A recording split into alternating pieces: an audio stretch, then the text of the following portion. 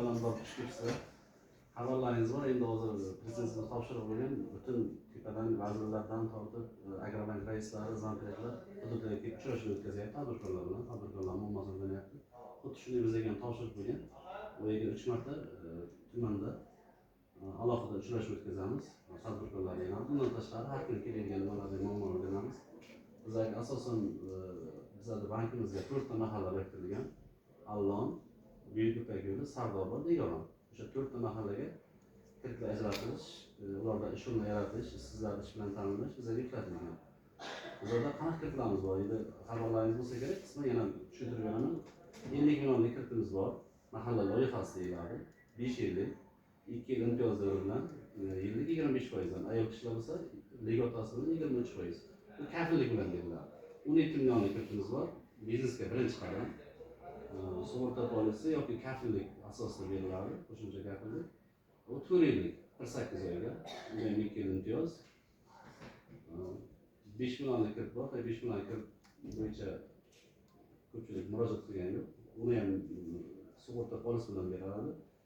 Bizga ko'mak, bu kiritimiz ham bor. Keyin yuridik korxonalarga 100 millionlik kiritimiz bor.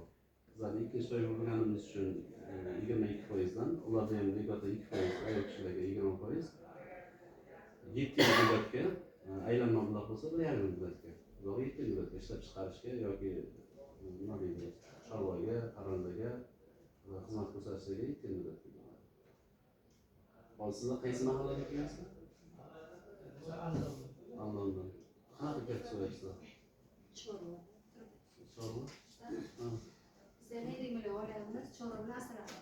Chorva asalari bir vaqtda ikkita nimalar qilasizlar? Chorvani qayerdan olasiz? Bozordan olasizmi? Plastikka tushadimi? Bozordan, mahalladan, qayerdan olsangiz? Aniq nima emas. Ana joydan oldingi ta'minlash oldigan nima yo'q. Asallarni tushunadi. Nima muammo bo'lyapti hozirgi kunda? Muammo yo'q. Nasib hammasi buni taxladi, plastiklarni. Sizchi? Chorvachilikka hujjat topshiryapsizlar? Ha. Nechi pulga? 20 million. Nimaga yetishmayapti qilmashdi? 20 million yetadimi? Ha. Shu javoblar kelgan, o'zi javob kelgan, papkalar taqdirlar, hammasi o'sha bu narsa chiqarib olamiz. Muammo yo'q.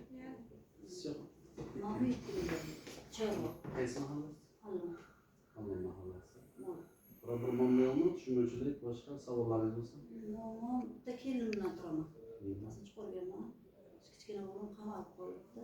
Ishga berildi, 3 yil balaga. Yana qamaldi-da. Shu kelinlarga olib mol qilmoqchimiz.